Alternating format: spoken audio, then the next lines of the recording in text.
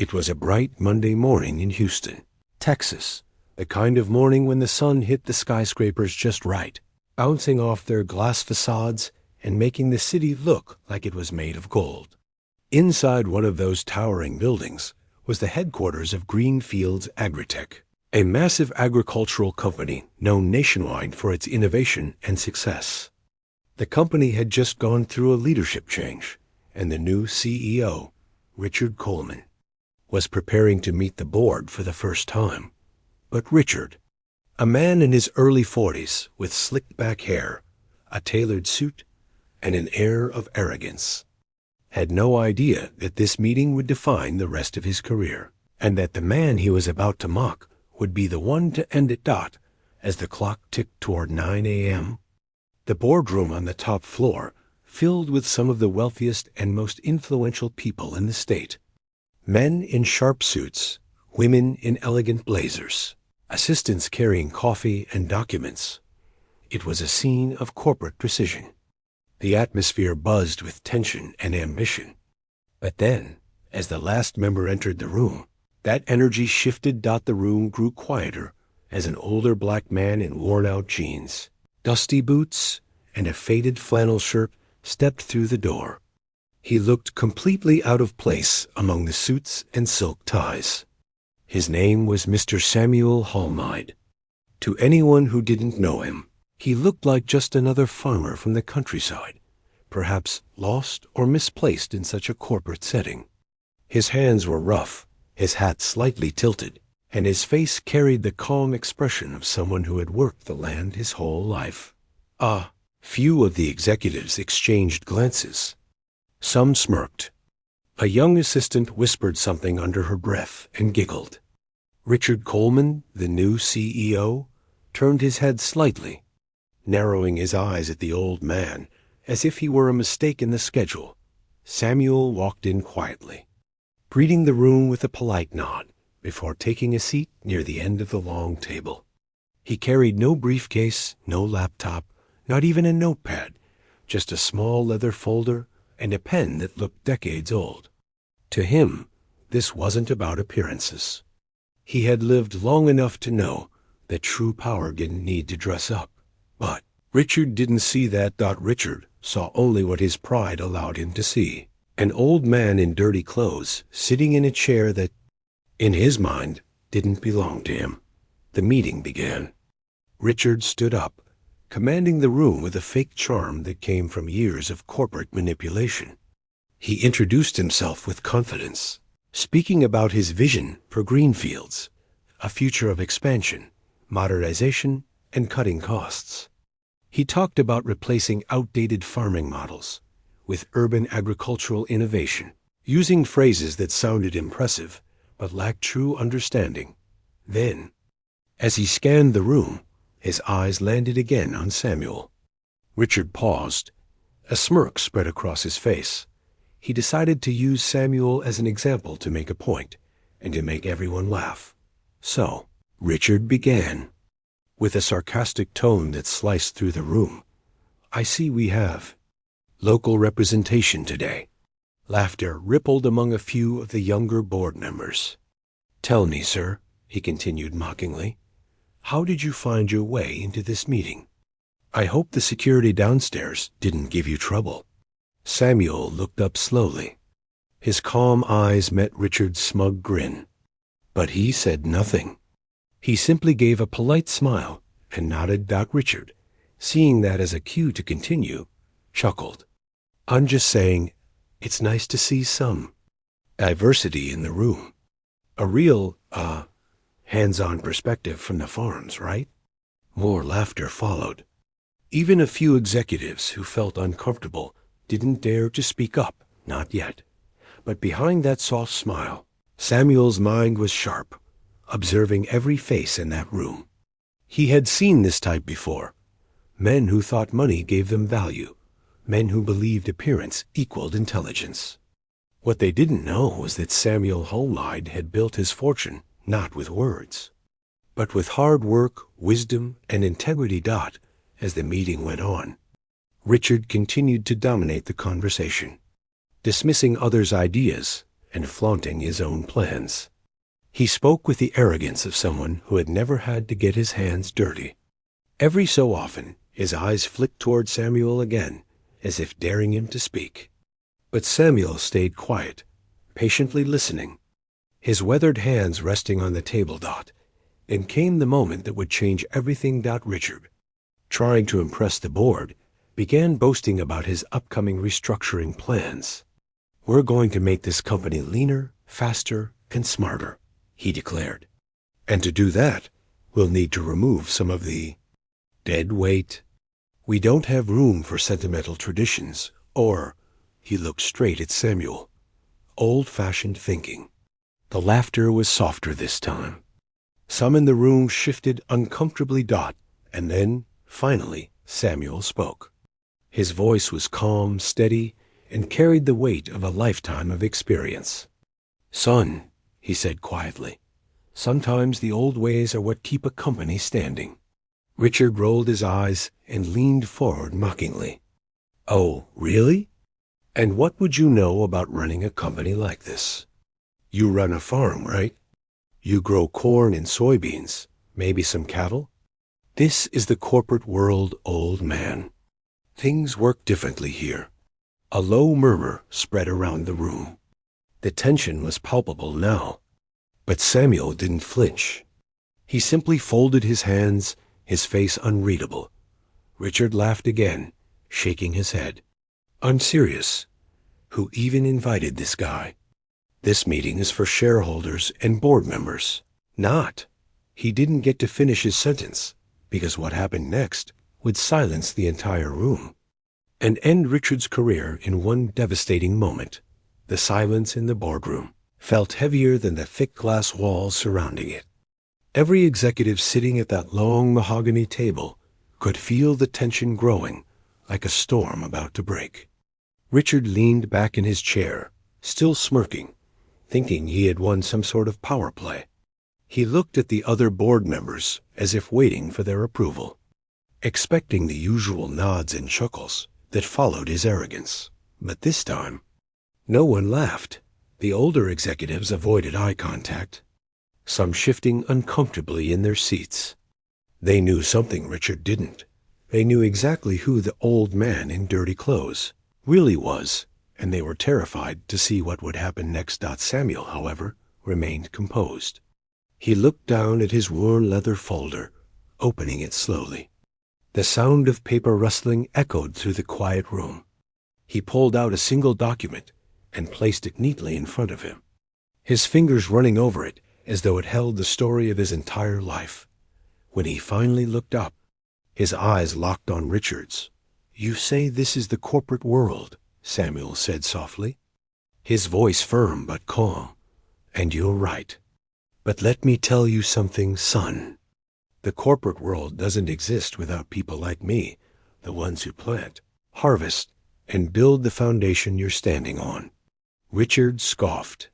"Save the speech for your farmhands, old man." A few of the younger employees gasped. It was too much, too disrespectful. But Richard didn't care. He was drunk on his own authority. He thought his fancy degree and polished resume made him untouchable. Samuel nodded slowly, as if taking mental note of every word. Then, without raising his voice, he asked a question that sent a chill through the room. "Tell me, Mr. Coleman, did you read the shareholder report before this meeting?" Richard blinked, caught off guard. "Of course I did," he replied defensively. "Why would you even ask that?" Samuel leaned back in his chair, the faintest hint of a smile tugging at the corner of his mouth. "Then you must have noticed a name that appears quite often on the ownership list, one you've mentioned several times during your speech about modernization." Richard frowned. "And what name would that be?" Samuel tapped the paper gently. "Hulmide. Samuel Hulmide." The CEO froze. For a brief moment, confusion flickered across his face, followed by disbelief. "You?" he said, almost laughing. You're saying you're a shareholder?" "Not just a shareholder," Samuel said, his voice carrying authority now. "I own 47% of this company." The air was sucked out of the room. You could have heard a pin drop. Every pair of eyes turned to the old farmer, their expressions shifting from amusement to shock, from pity to respect. Richard's smirk vanished. "That's impossible," he muttered. You're lying." Samuel opened his folder again, this time sliding a set of official documents across the table toward Richard. "Here," he said calmly. "These are my ownership records, signed by your predecessor and verified by the board." Richard's hands trembled slightly as he took the papers. His face went pale as he scanned the pages, realizing that the signature at the bottom wasn't forged, but every word was legitimate. The man he had been mocking for the past 30 minutes, the man he had called old-fashioned and out of place, was the second largest shareholder in the entire company. A nervous cough came from one of the directors. "Mr. Hulmide has been a silent partner since the merger in 2006, he explained quietly. "Without his investment, Greenfields wouldn't exist today." Richard looked up, stunned. His words caught in his throat. The arrogance that had filled the room just moments before evaporated, leaving only an awkward, heavy silence. But Samuel didn't gloat. He didn't raise his voice or demand apologies. Instead, he leaned forward, resting his elbows on the table, and said something that made everyone listen. "You see," he began, "I don't wear fancy suits. I don't live in a mansion or drive a sports car. But every dollar I earned came from hard work, from the soil beneath my feet and the sweat on my brow. I built this company with integrity, not arrogance. I believed in its mission. I believed in the people behind it. But what I've seen today disappoints me deeply." He looked around the table, his eyes meeting each person's gaze. Some couldn't even look back at him. "Somewhere along the way," he continued, "this company forgot where it came from. It forgot the farmers, the workers, the backbone of everything we stand for. And if our leadership mocks humility instead of valuing it, then maybe we've lost more than just our direction. Maybe we've lost our soul." The words hung in the air like thunder. Even those who had once laughed with Richard now felt a deep sense of shame. The young assistant who had giggled earlier looked down at her lap, blinking back tears. Richard finally spoke, his voice trembling slightly. "Mr. Hulmide, I didn't know. I thought you were—" Samuel raised a hand gently, cutting him off. "That's the problem," he said softly. "You thought, but you never asked. You never looked beyond the surface. You judged me the moment I walked in, because my boots were dusty, because my hands were rough, because I didn't look like you. But respect, Mr. Coleman, isn't something you wear. It's something you give." The room fell completely silent again. Even the hum of the air conditioner seemed to fade. Richard's mind raced, trying to salvage the situation, but every word that came to him felt hollow.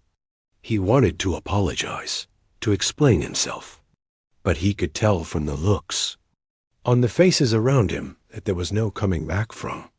This Samuel's words had cut through the corporate facade and struck something deeper, a truth that everyone in that room had forgotten. And yet, the lesson wasn't over. Because while Richard sat there drowning in humiliation, Samuel wasn't done. He had one more thing to say. He leaned back slightly, folded his hands again, and said quietly, "Now, Mr. Coleman, let's talk about your position in this company." The color drained completely from Richard's face. Everyone in the room knew what was about to happen next, but no one dared to speak. The storm that Richard had unknowingly summoned was finally about to hit, and when it did, it would change everything. A cold silence filled the boardroom, stretching like an invisible thread ready to snap at any moment. Every executive sitting at that long, polished table knew what was coming next. Their eyes darted between the old farmer and the man who had mocked him. Wondering just how far this confrontation would go, Samuel didn't rush. He let the weight of the moment settle, as though he wanted every person in that room to think about what had just happened. The only sound was the soft ticking of the antique clock hanging on the far wall, a clock that seemed suddenly louder than ever before. Richard swallowed hard, his confidence gone. His once relaxed posture had turned rigid, his hands gripping the arms of his chair as if trying to anchor himself in place. "Mr. Hulmide," he began weakly, "I didn't mean any disrespect. I didn't know who you were." Samuel's calm gaze met his. "That's just it," he replied evenly. "You didn't know, but you didn't want to know either. You saw an old black man in worn clothes and assumed I didn't belong here. That says more about you than it does about me." The words struck with quiet precision, leaving Richard speechless. Samuel turned his attention to the rest of the room. "How many of you," he asked, scanning their faces, "felt the same way when I walked in?" A few of the executives shifted uneasily in their seats.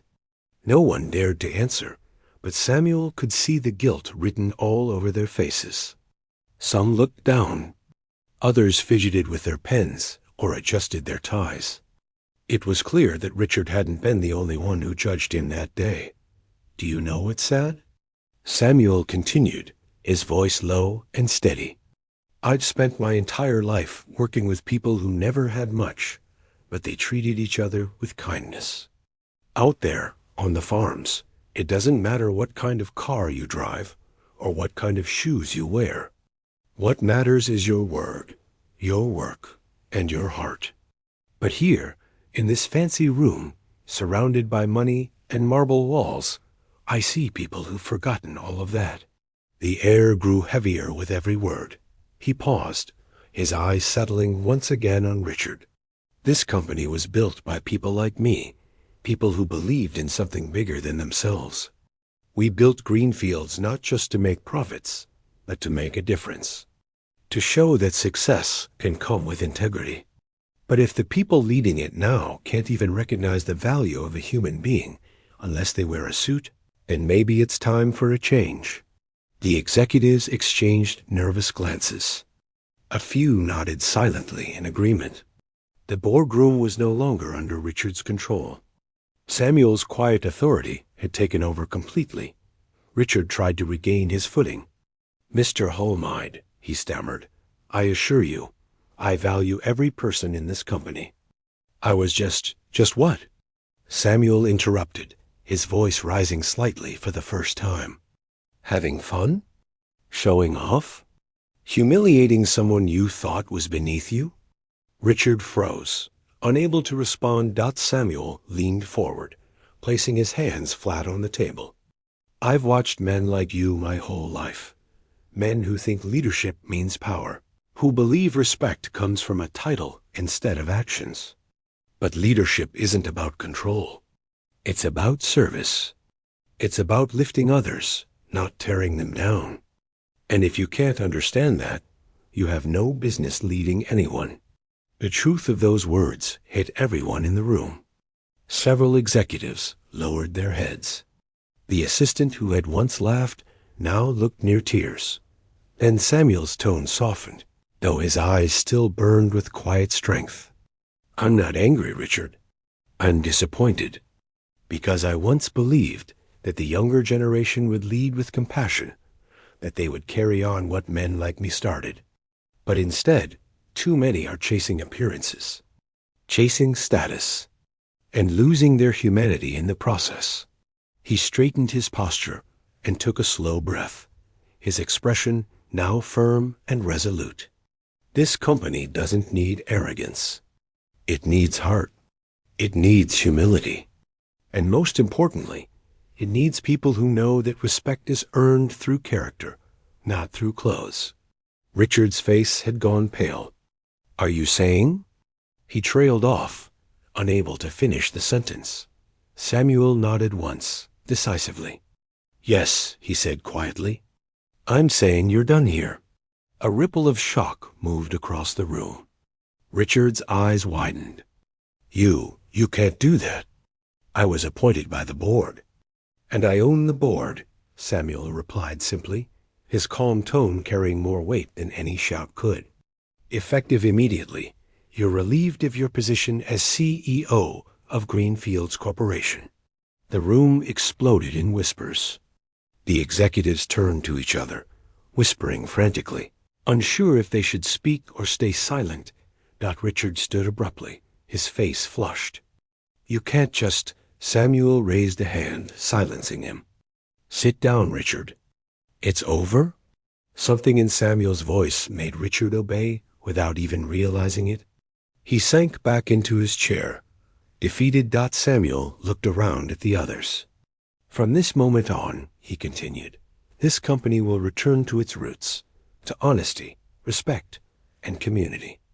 I'll be working closely with the board to ensure that our next leader reflects those values." He paused, then added meaningfully, "Because I'd rather have a humble man with a good heart running this company than a proud man with an empty one." The executives nodded, some even clapping quietly in approval. It was clear that Samuel's words resonated deeply, perhaps more than any corporate speech ever had. As the meeting drew to a close, Richard remained silent, his mind spinning. The humiliation he had tried to inflict on someone else had turned back on him tenfold. He had mocked a man for being humble, only to discover that that very man had the power to end his career with a single sentence. Samuel gathered his folder, tucking it under his arm. Before leaving, he turned to the group one last time. "Remember this day," he said softly. "Not because a CEO was fired, but because you saw what humility looks like when it stands up for itself."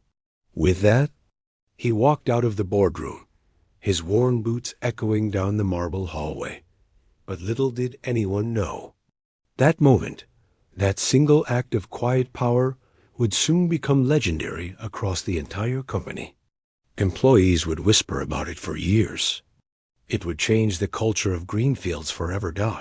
And for the first time in a long time, Samuel Hulmide felt at peace. He had come to the meeting expecting to be dismissed, and instead, he had reminded everyone, including himself, that true power doesn't come from money, titles, or suits. It comes from dignity. It comes from knowing who you are, and never letting anyone make you feel smaller for it. When Samuel walked out of that boardroom, the silence he left behind was deafening. No one dared to speak for a long while. The weight of what had just happened hung over every person in that room like a thick fog. A few of the executives exchanged uneasy glances, realizing that the entire culture of Greenfields Corporation had just shifted in a single moment. The man they had once judged by his clothes had just proven that character speaks louder than appearance, and no one would forget it. Richard sat frozen in his chair, his pride shattered. The very man he had mocked for being out of place had turned out to be his boss, his superior, his undoing. His mind spun in disbelief, searching for a way to salvage his dignity. But there was none. The board had seen his true face, and the quiet nods of approval when Samuel fired him told Richard everything he needed to know. His career, at least in this company, was over. As the meeting slowly dissolved, some executives stood and began to whisper among themselves, trying to process what had happened. A few slipped quietly out of the room, unsure whether they should look at Richard or avoid him altogether. Others sat still, lost in thought, reflecting on the lesson they had just witnessed. Meanwhile, outside the boardroom, Samuel walked through the gleaming corridors of Greenfield's headquarters, his steps calm, measured, and steady. He passed employees who barely recognized him, but those who did nodded with deep respect. Samuel had been one of the founding partners decades ago, when the company had started as a small agricultural cooperative, helping local farmers in Alabama. But as the years went on, the company grew, expanded, and went corporate. The board changed, new faces came in, and people like Samuel faded into the background. Still, He never sold his shares. He didn't need to. He trusted that someday the company would remember its roots, and today that moment had come. Samuel made his way to his truck, parked outside the glass building. It was old, a bit dusty, and carried the scent of earth and hay, a stark contrast to the polished luxury cars lined up beside it. But to Samuel, that truck represented something no fancy car could ever buy: hard work, history, and honesty. He climbed in, started the engine, and as he drove away, he couldn't help but smile faintly. Back inside, the ripple effect of his actions began to spread. By noon, word had reached nearly every department in the company. Employees whispered in hallways, traded shocked looks near the elevators, and checked their internal emails repeatedly, waiting for official confirmation. The story was almost unbelievable that the quiet, humble man who sometimes visited the company grounds in work clothes was not just a farmer, but the majority shareholder, one junior employee. A young analyst named Jordan leaned over to his coworker at the coffee station. "Did you hear? The old farmer from the meeting this morning? He owns the company. Fired the CEO on the spot." His coworker Mia blinked. "No way. You mean Mr. Hulmide?" "Yeah," Jordan whispered. "Can you believe that?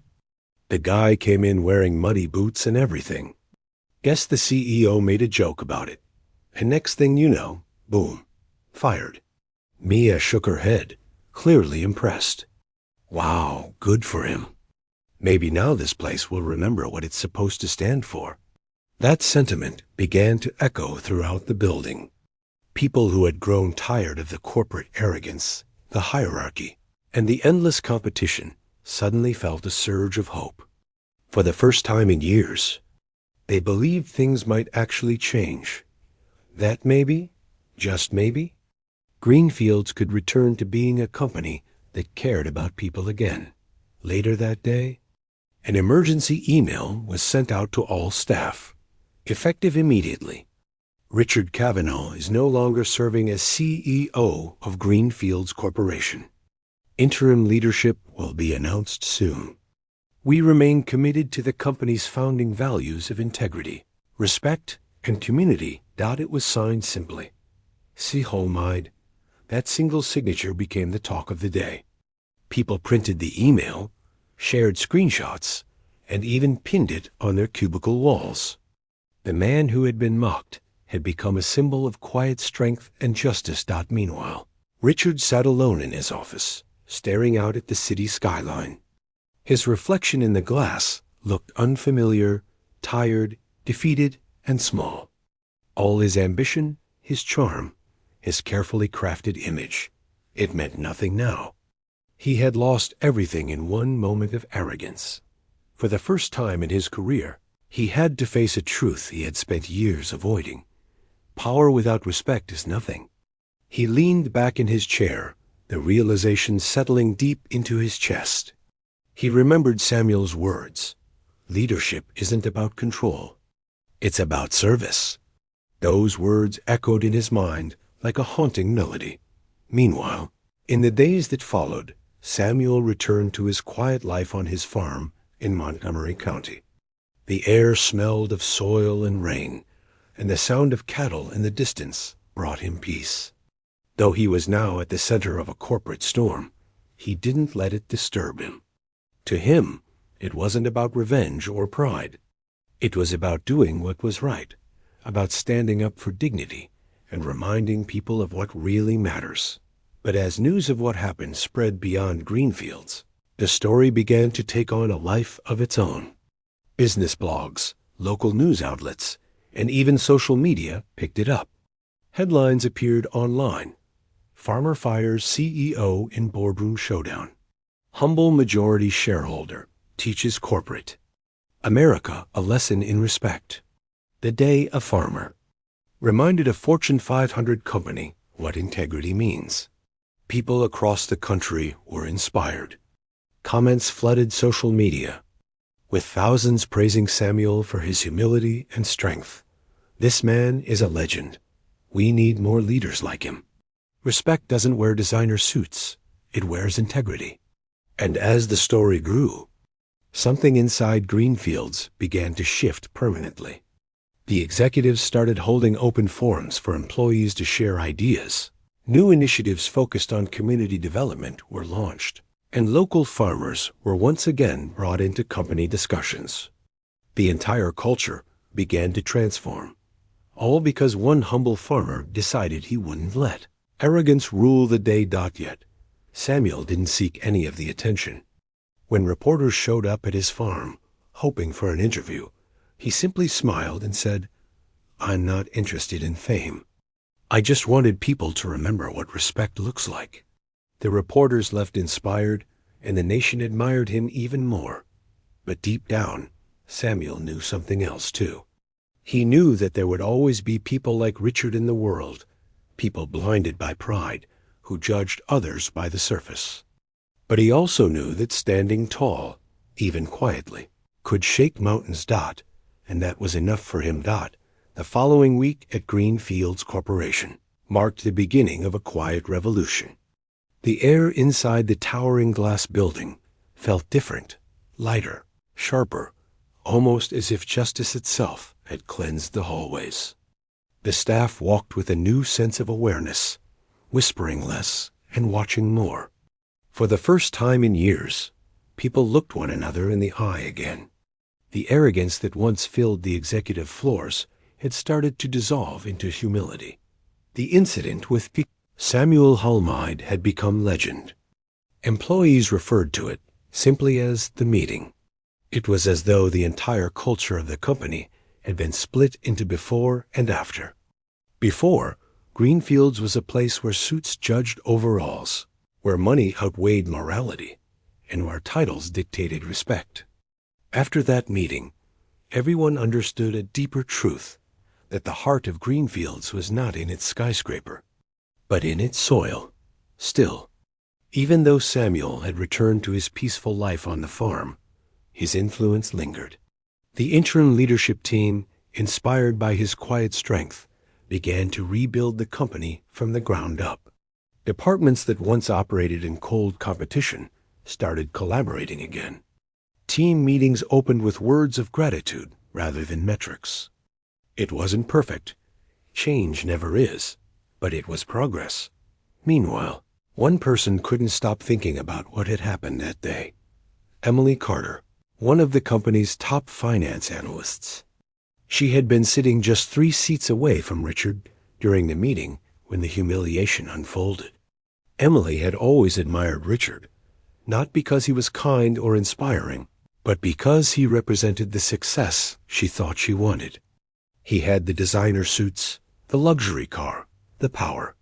For years, she had tried to emulate him, believing that confidence came from how people perceived you. But when Samuel stood up that day and quietly fired Richard, Emily's world shifted. She saw something in that farmer that she had never seen before, real strength.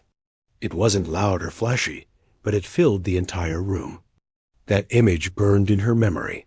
For days, she couldn't sleep. She replayed every detail, the mockery, the laughter, the way Samuel's calm voice silenced everyone. Most of all, she remembered the look in his eyes, not angry, not proud, but deeply disappointed. It haunted her. She realized then how many times she had ignored people who didn't look successful. How many times she had looked down on a janitor, a delivery driver, or a farmer without even noticing her own arrogance. The truth cut deep, and she decided she wouldn't be that person anymore. The next week, Emily drove out to Montgomery County, hoping to find Samuel.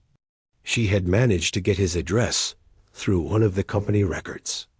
When she arrived, she saw a modest yet beautiful farmhouse surrounded by acres of golden fields.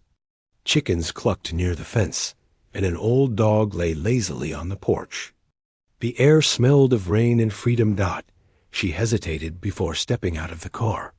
She wasn't sure if he'd even remember her, or if he'd want to see anyone from Greenfields again. But she took a deep breath and walked up to the porch. Samuel was sitting on a rocking chair, his hat tilted forward to block the afternoon sun. When Emily approached, he looked up, his calm eyes recognizing her instantly. She introduced herself nervously, fumbling for words, but Samuel simply nodded and gestured for her to sit. He didn't say much at first. He didn't have to. His presence alone commanded peace. Emily explained everything. How ashamed she felt for staying silent during the meeting. How she realized she had been chasing the wrong kind of success, and how she wanted to change. She told him she admired him deeply, not just for what he did, but for how he did it. Samuel listened patiently, then spoke in that slow, steady voice of his. "Don't let guilt keep you in the past," he said. "Let it teach you. The world doesn't need more people chasing power. It needs people chasing purpose." Those words hit her harder than she expected. She felt tears sting her eyes as she nodded silently. Samuel continued, telling her about his life, his struggles, and how he built his farm for nothing after losing almost everything in his youth.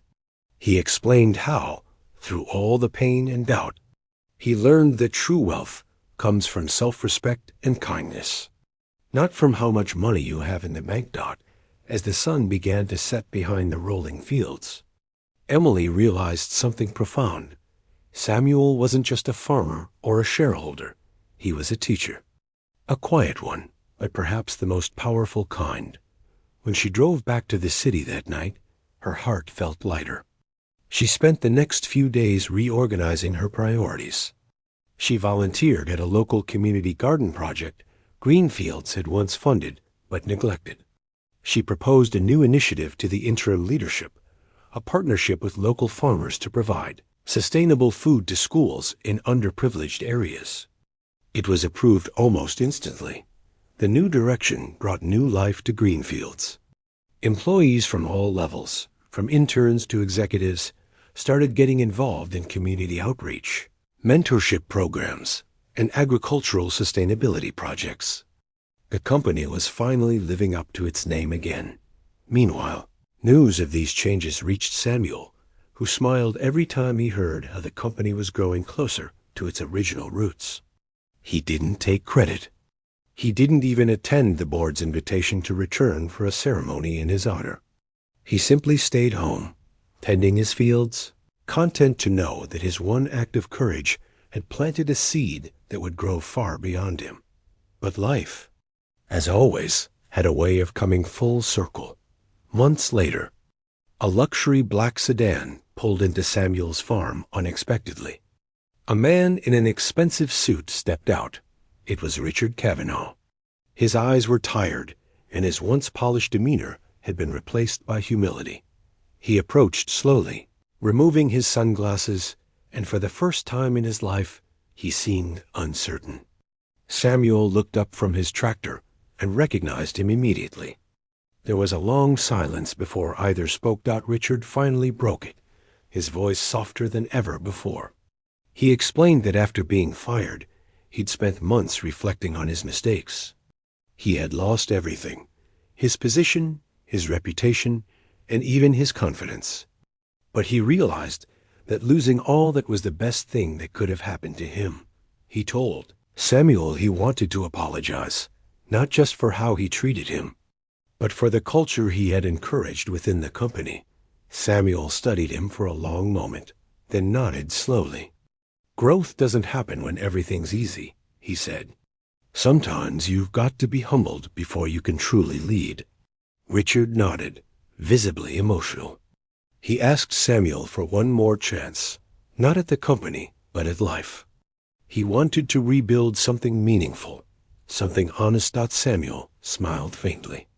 "Then start from the ground," he said. "That's where all good things grow." As Richard left, the two men shook hands. It was more than forgiveness. It was closure. The city man and the farmer had finally met on equal ground. That evening, Samuel stood on his porch, watching the sunset bleed gold across his fields. The wind rustled through the crops, carrying the scent of the earth, the scent of truth. He had never needed revenge, recognition, or fame. What he needed, and had always had, was peace. The months that followed Richard's visit brought a quiet sense of fulfillment to Samuel Hulmide's life, not the kind that comes from wealth or praise, but from peace. The world around him began to change in ways he never expected. News of what had happened in that fateful meeting had spread beyond Greenfields Corporation. Someone had recorded a short clip, just the moment when Samuel stood, calm and composed, and fired Richard in front of everyone. That clip, shared anonymously online, had gone viral across social media. People all over the country were stunned by the story of the humble farmer who silenced a CEO. It wasn't just about power or money. It was about dignity, humility, and the quiet strength that comes from self-respect. The video sparked conversations at offices, schools, and homes. It made people question how they treated others, from waiters to janitors to strangers on the street. And it made everyone remember one simple truth. You never know who you're talking to at first. Samuel had no idea the video existed. He wasn't one for social media, and his days were still filled with early mornings, fresh air, and honest work. He'd wake up before dawn, pour himself a cup of coffee, and head out to tend the fields. The rhythm of his life hadn't changed, and he wanted it that way. But then one day, his neighbor's teenage daughter, Lily, showed up at his door, practically glowing with excitement. She held out her phone, showing him the video with millions of views and comments. "You're famous, Mr. Hulmide," she said, smiling wide. Samuel chuckled softly, shaking his head. He didn't feel famous. He just felt like himself. Still, as he scrolled through the comments, thousands of strangers writing things like, "We need more men like this in the world," and "This farmer is a legend," something inside him stirred. Not pride, but hope. Maybe his small act of standing up for himself had done more good than he realized. A few days later, reporters started showing up. Big outlets like the New York Times and Good Morning America wanted to interview him. They wanted to know his secret to success, his philosophy on leadership, his message to the world. But Samuel politely declined every invitation. He didn't want fame. He wanted meaning. Instead of sitting in studios or giving speeches, he chose to do something far more powerful. He used his wealth quietly, just as he always had. But now, he began channeling it into something larger than himself. He founded the Hulmide Foundation, a scholarship program for students from rural and underprivileged communities, kids like he once was. The foundation's mission was simple: to teach the next generation that success isn't measured by how much you have, but by how much you give. Within a year, dozens of young men and women had already received full scholarships to study agriculture, engineering, and business across the country.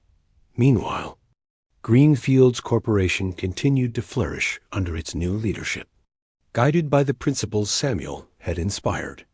They began a mentorship initiative pairing executives with local farmers and launched a Respect the Roots campaign that highlighted the importance of humility in corporate culture.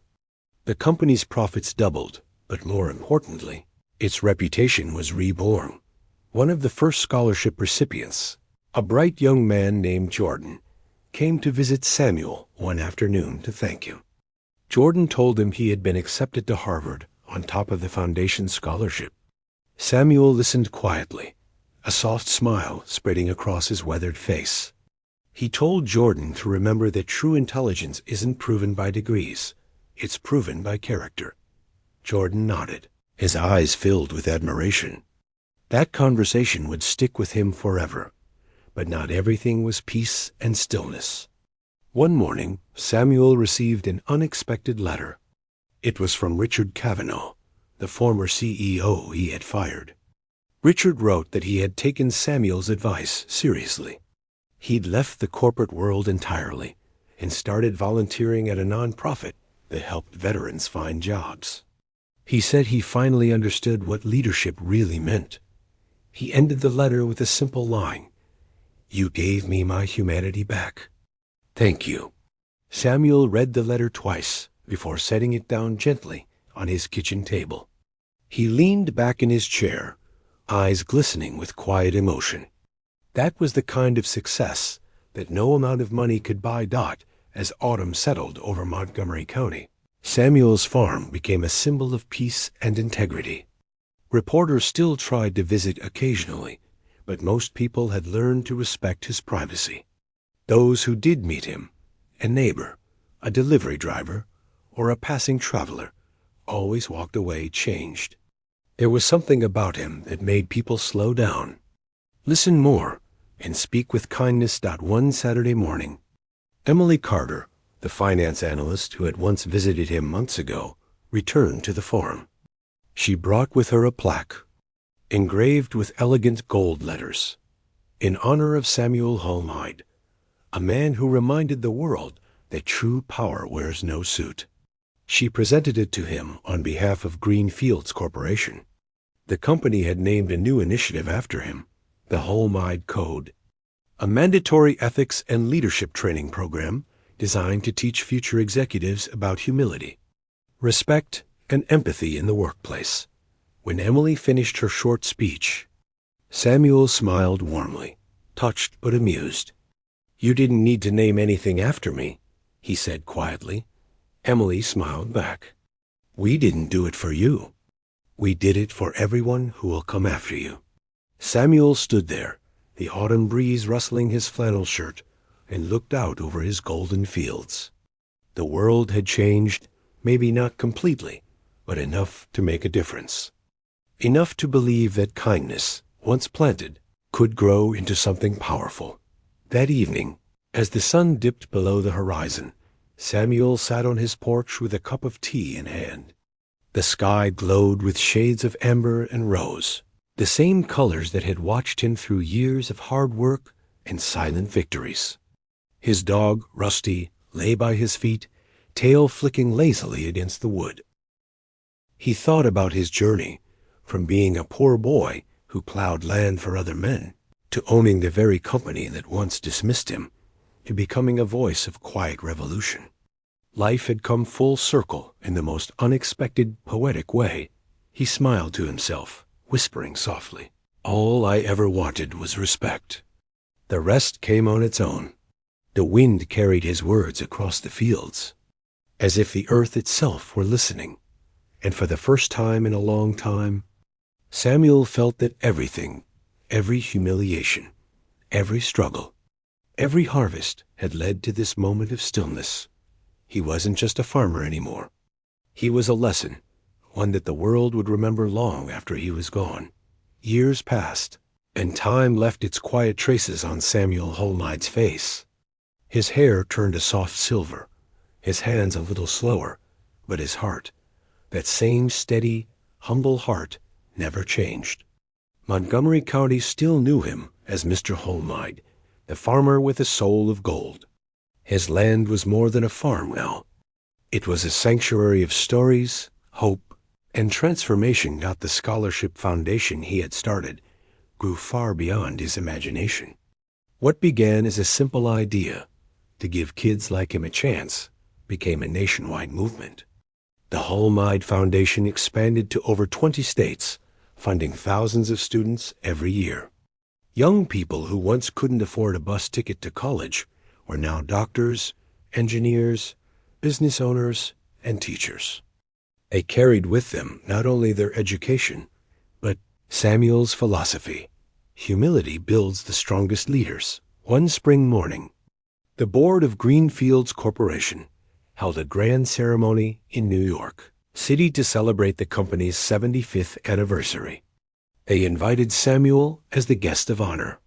He hadn't been in a big city in years, and although he didn't like the noise or the crowds, he accepted, not out of pride, but out of gratitude. The event took place in a glass skyscraper that gleamed under the sunlight. Inside, the walls were covered with portraits of past CEOs, founders, and innovators. At the very center of the hall hung a large, framed photograph of Samuel, wearing his signature flannel shirt and calm smile. Beneath the words, "Integrity is not taught. It is lived." Samuel Hulmide. As he entered, the entire room stood and applauded. Executives, employees, and guests from around the world clapped and cheered for the farmer who had changed not only a company, but an entire culture. Cameras flashed, but Samuel barely noticed. He wasn't thinking about the fame or the honor. He was remembering that moment years ago, when he stood up in that same company's boardroom and fired a man who had mocked him. He looked out at the crowd and smiled humbly. "All I ever wanted," he said softly into the microphone, "was for people to remember that no matter how high they climb, they're never above another human being." The crowd erupted into another round of applause. Some executives even wiped away tears. The world had changed. Yes, but only because one man had dared to stand for dignity when no one else would.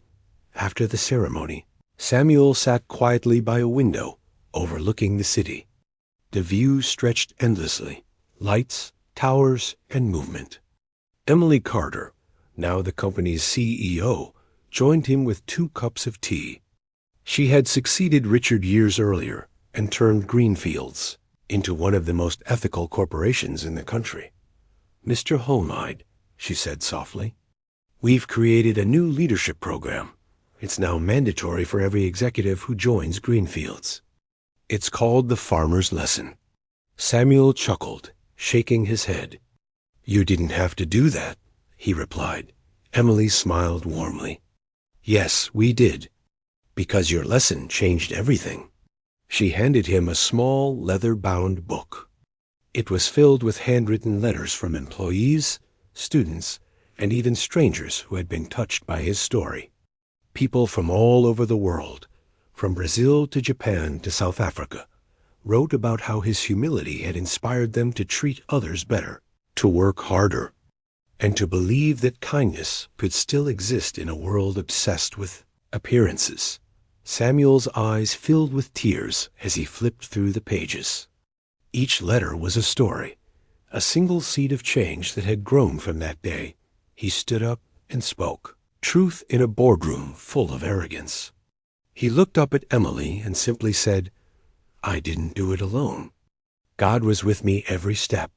That evening, as the event came to a close, Samuel returned home to his farm. The drive took hours, but he didn't mind. The quiet roads, the scent of grass, the sound of crickets, they were reminders of everything he loved most. When he arrived, the sun was setting over his fields, painting the horizon gold.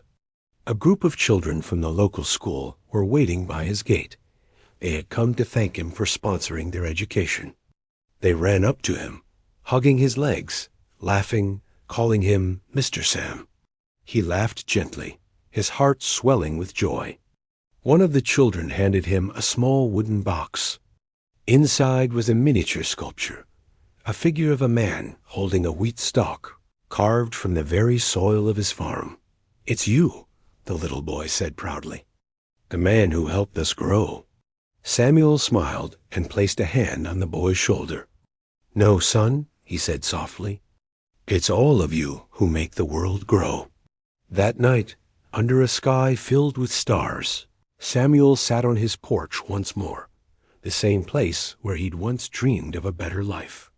He thought about his late wife, Mary, who had believed in him long before anyone else did. He thought about the young man he used to be, full of hope, determination, and quiet courage. He whispered to the wind, "I hope I made you proud." The gentle breeze that brushed against his face felt like her answer dot as the years rolled on. Samuel Hulmide's name became more than a story. It became a symbol. Universities taught his life as a case study on ethical leadership. Greenfield's headquarters featured a mural of him in the lobby, reminding every employee that humility and honor must walk hand in hand. And the Hulmide Foundation? It grew into one of the most respected charitable institutions in America. Every student who received its scholarship learned a single creed engraved into every acceptance letter. The world doesn't need more rich men. It needs more good ones.